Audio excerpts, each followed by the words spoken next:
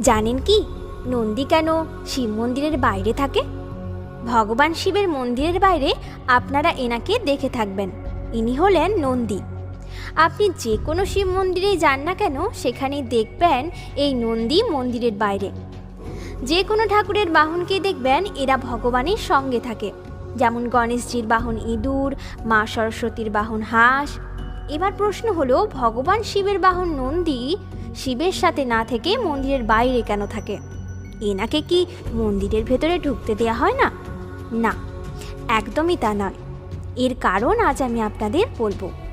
এই যে নন্দী, ইনি বাইরে বসে ভগবান শিবের জন্য অপেক্ষা করেন। ইনি জানেনও না কবে ভগবান শিবের তপস্যা শেষ হবে এবং তিনি আসবেন।